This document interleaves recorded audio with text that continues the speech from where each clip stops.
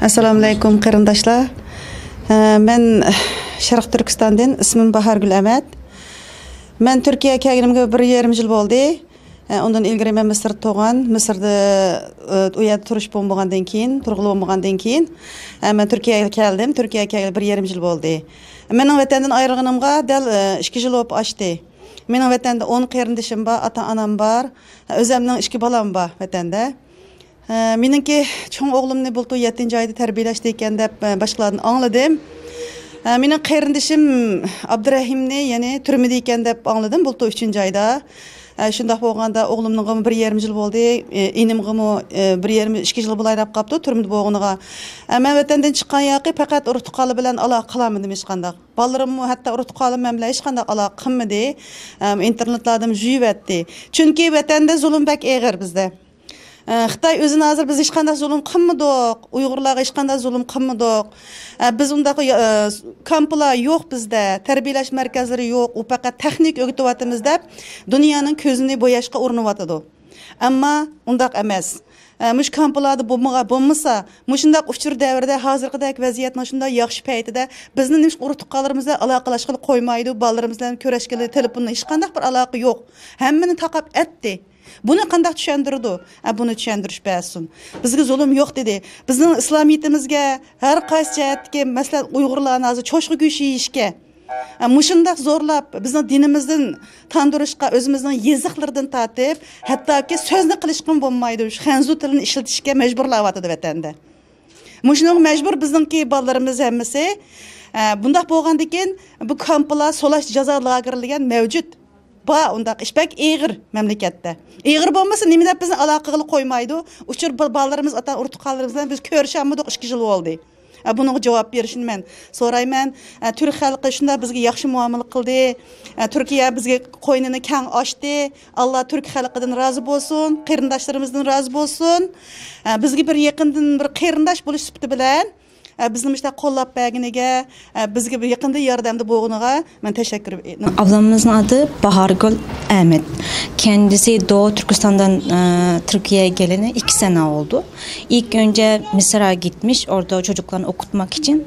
Ondan sonra 1 sene sonra Mısır'da darbe olduğu için Çin, yani Mısır'la beraber ortak bizim Uygurlar orada okuyan mesela. Hepsini tutuş, yani onların hepsini zorla Çin'e götürmek, öyle anlaşım yaptılar. O yüzden birçok Uygur anından kaçmak zorunda kaldılar. Kaçabilenler ancak buraya geldiler. Kaçamayanlar orada tutulu kaldılar ve Çin'e gönderildiler. Hala onlardan hiçbir haberimiz yok. Ablamız da çocuklara beraber, yani Türkiye, 1,5 senede Türkiye'de şu an.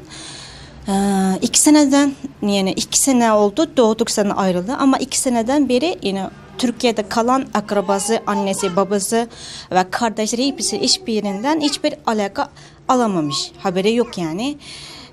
1 sene önce kardeşi, erkek kardeşini yine hapise attığını duymuş. Bir de orada büyük bir tane oğlu varmış. Oğlunuz kaç yaşındaydı? Bu yıl 30 yaşında. 30 yaşındaki oğlu.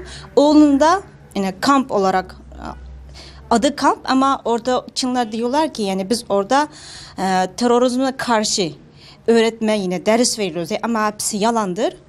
Oraya hiçbir suç yokken oraya götürmüşler. Şu anda yine orada sağ mı ölümü hiçbir haberini bilmiyorum.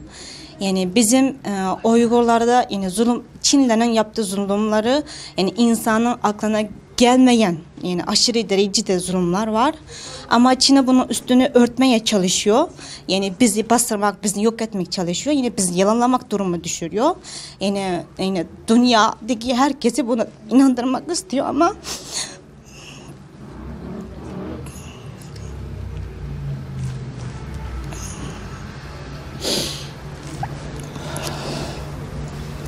bizim yaşadıklarımızla bir Allah biliyor, ondan sonra bir tek kendimiz biliriz.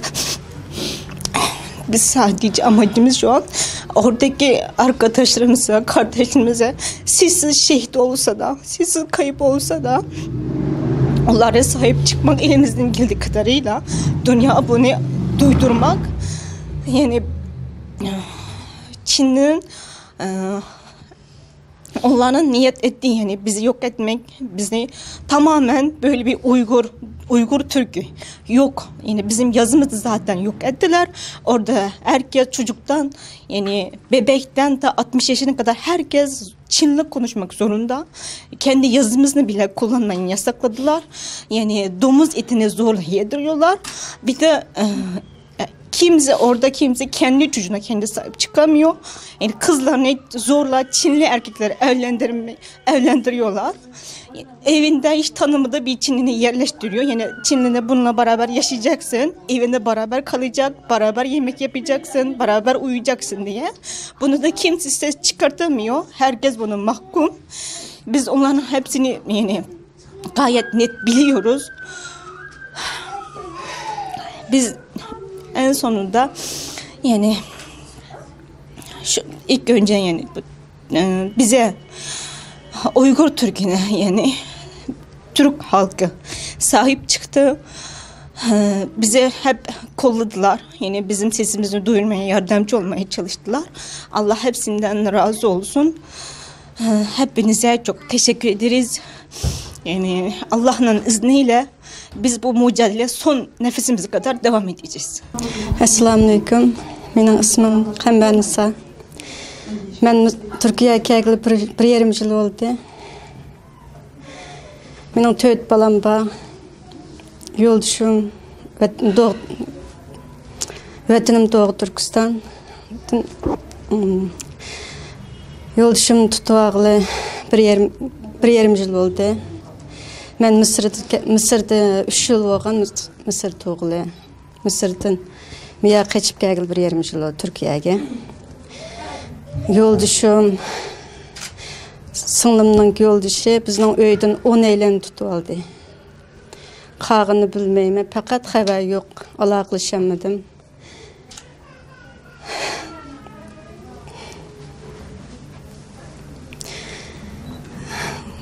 Yoldaşımın nədligini kestim. Hiç qanda alaqam yok. Ben 4 balam bilen bu yat yaşadım.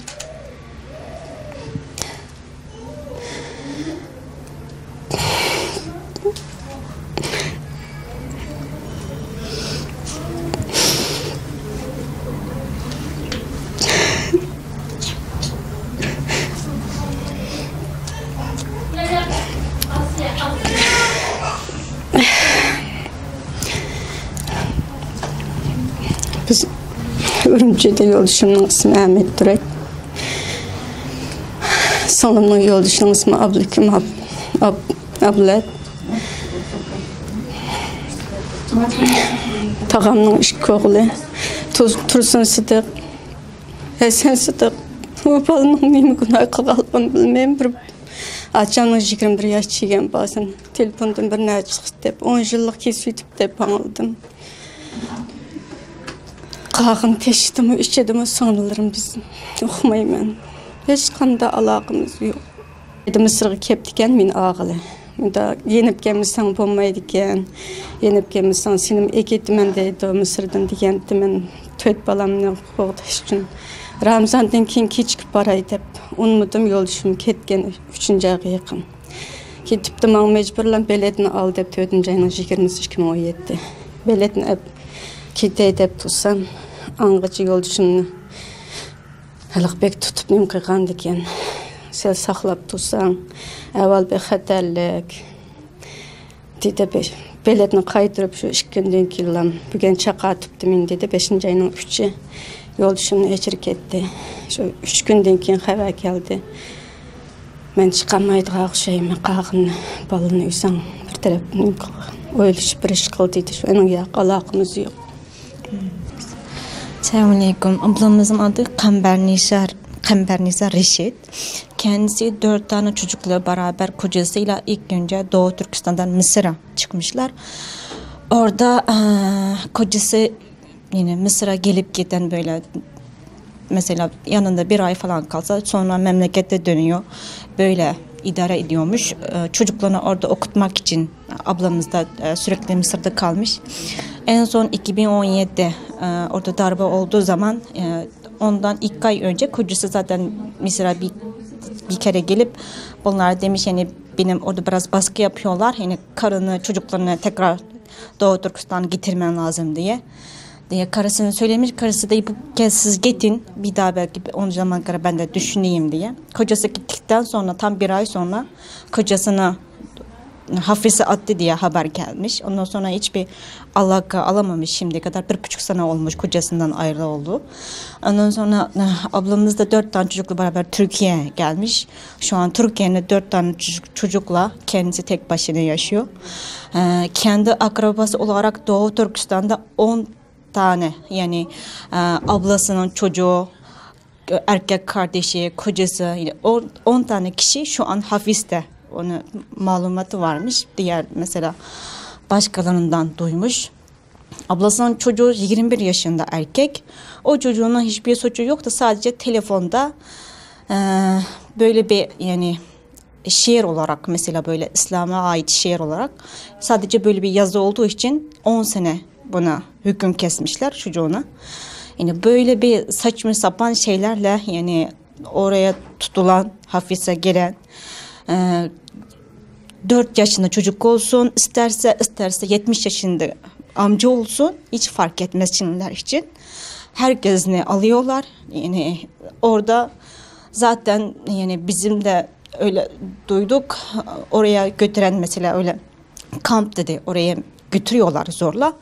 Ondan sonra oradan 1 sene ya da 6 ay belki yani övünüş tamamdır diye bıraktı insanlar da 1 ay ya da 2 ay sonra hemen can veriyorlar. Yani orada ne veriyorlar bunlara, nasıl zulüm ediyorlar yani kimse bilmiyor. Yani oradan sağ çıksa bile zaten uzun yaşamıyorlar. Ablamız da şu an 1,5 senedir hiç kocasından haber alamıyor. Bir daha yani 10 tane kardeşinde yani akrabasında 10 kişi şu an hapiste. Kendisi de şu an Türkiye'de 4 tane çocukla beraber kendisi tek başına burada yaşıyor. Yani burada yani tek başına yaşamak ablamızda o kadar kolay değil bile 4 tane çocukla. İlk önce Allah'ın yardımıyla ikinciden yani iyi kalıplı insanlar çevresindeki buradaki Uygur dernekleri bir de mesela böyle Uygur derneklere yardımcı olan Türk arkadaşlarımız hepsinden Allah razı olsun.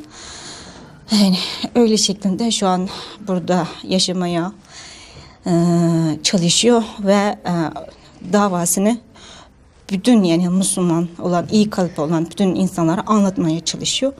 Benim adım Melikizat Osman. Ben 4 senedir Türkiye'deyim. İlk önce buraya anne babamla beraber geldim. Annem babam biraz yaşlı, yaşı büyük. Babam da 65 yaşında. Annem de 60 yaşında.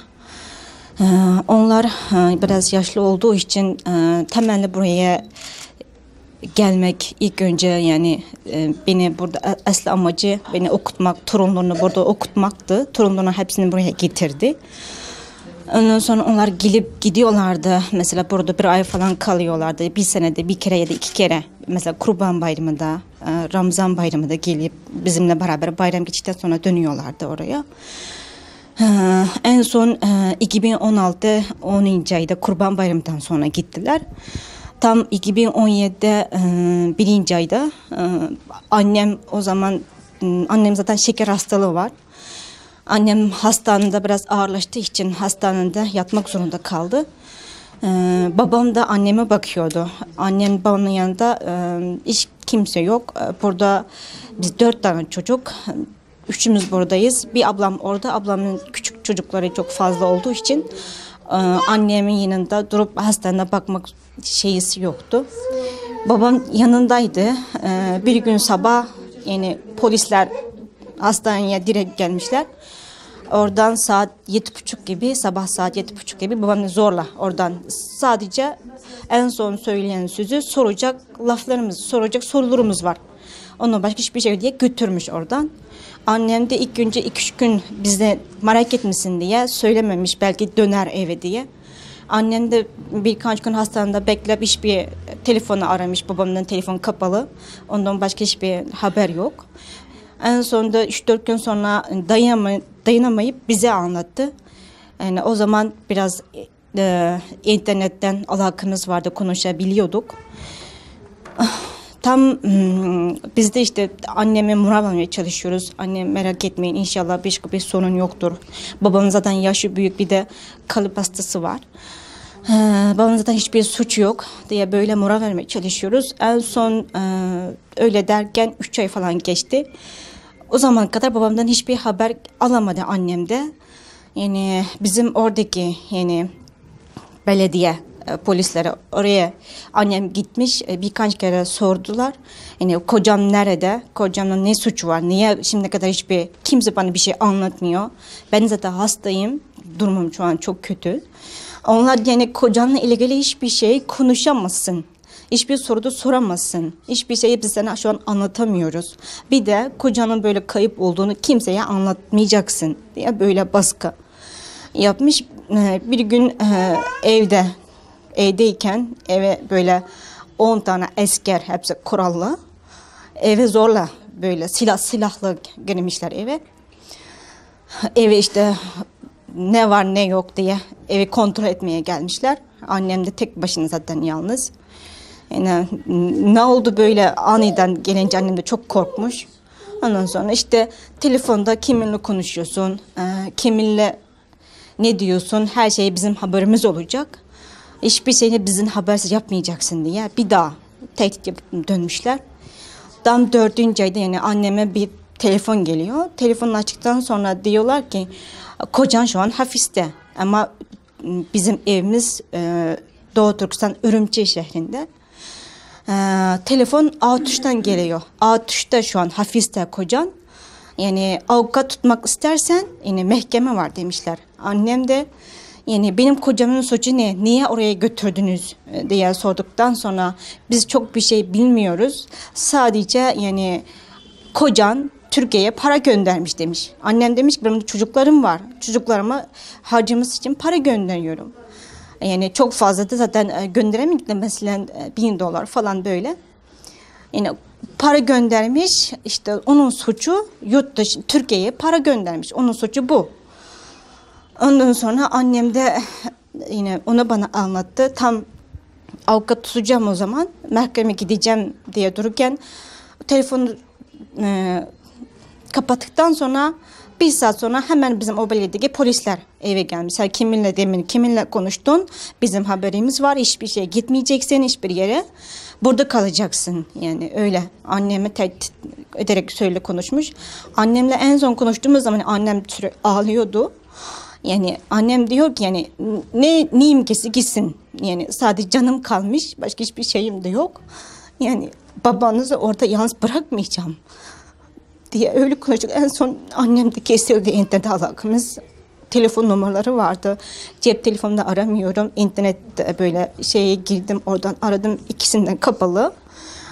Başka akrabalarımız vardı. Onlarla ilgili de hiçbir şekilde alaka olmadı.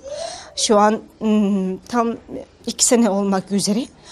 Annem nasıl bir durumda? Babam oradan çıktı mı yoksa nasıl oldu? Hiçbir şeyine haberim yok. Bir de ablam var. Ablamın 4 tane çocuğu vardı.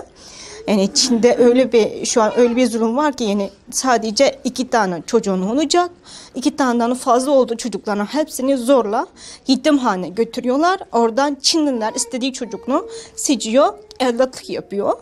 Yani amacı Uygur, yani çocuk küçükken onun kafasındaki Uygur'u silmek yani.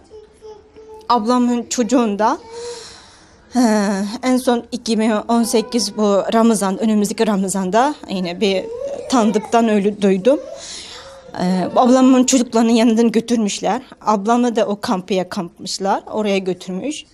Onun çocukların da şu an yanında değil mi? Çocuklarını nereye götürdü, nerede? Hiçbir haberi yok mu? Çocukları en büyüğü 4 yaşında, ondan küçükleri 2 yaş, 1 yaşında böyle ufaklardı. 2 erkek, 2 kız çocuğu vardı. Onlarda hiçbir haberi yok. Annem, babam da şu an, annem de şeker hastası bayağı ağırdı. Babamın da kalp hastası vardı, bir de yaşı büyük. Olanın da yani annem nerede, evde mi yoksa onu da kampa götürdü mü? Babam zaten hapisteydi. Hapisten nasıl oldu? Babam nasıl bir ceza kesti? Onun da hiçbir haberimiz yok şu an 2 sene olmak üzere. Sadece elimizden geldiği şey şu an dua etmek ve elimizden geldiği kadarıyla Çin'in yaptığı bu zulümlerinin örtü altında kalmaması için elimizden geldiği kadarıyla dünya insanlar hepsine duyurmak, anlatmak, derdimizi anlatmak, yani onlara, yani orada kim varsa onlara, Doğu Türkistan'da kalan arkadaşların hepsi sahip çıkmak. İnşallah Rabbimin yardımıyla amacımıza ulaşırız ve bize yardımcı olan, destek olan her yerdeki ve Türkiye'deki öğrenciler, ondan sonra dünyanın her yerindeki bütün arkadaşlarımız hepsiye Allah razı olsun. Hepsine teşekkür ederim. Hepinizden Allah razı olsun. Selamun Aleyküm. Benim adım Roze Nisa. Ben eşim için gol vermek istiyorum. Biz Türkiye'ye geleli 5 sene oldu. Benim 7 çocuğum var. Ben sürekli burada yaşıyorum. Eşim bizi buraya getirdikten sonra gelip gidiyordu. Çocuklarını görmeye geliyordu. Burada 15-20 gün falan kalıyordu, sonra gidiyordu. Yani 2 ay sonra geliyordu, öyle yaşıyorduk. 2017 4. ayda eşim memlekete döndü. Ondan sonra hiç gelemedi. Ben hiç haber alamadım. Nerede, ne yapıyor bilemedim. Ondan sonra eşimin arkadaşlarından duydum. Eşim de tutuklamış. Eşim de tutuklamış. 3 ay sonra bırakmış. 2017 8. ayda bırakmış. Ondan sonra eşim bilen yani haberleştim. Yani 1 ay falan haberleştik. Ondan sonra yani kayboldu, hiç haber alamadım. 2017 yıl sonunda benim eltemle yani WeChat ile konuştum. Eltem dedi ki benim eşimle bir abisi, bir kardeşi vardı. Onlarını da tutulamış. Abla yani abim yani hiç kimse yok burada, hepsini tutukladı dedi. Ondan sonra hiç kimseden haber alamadım. Şimdi 2 sene olmak üzere. Eşimden hiç haber yok. Diğer akrabalarım hiç kimseden hiç haber alamıyorum. Burada ben 7 çocuğumla bir de kayınvalidem var. O da çok yaşlı. Bir de biraz hastalı. Yani tek başıma çocuklar hepsi okulda. Onların okulda okutuyorum. Kendim çalışıyorum. Bir de iyi niyetli insanlar yardım ediyor. Onların yardımıyla böyle yaşıyorum.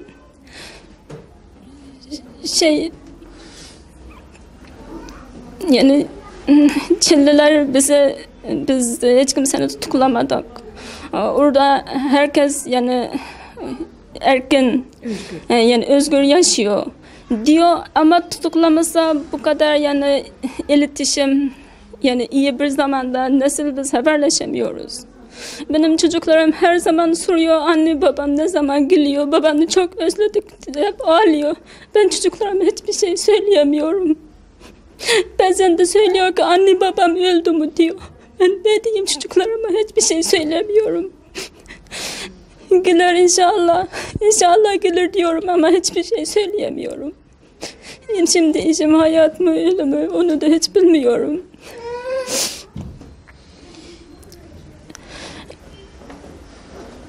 Başka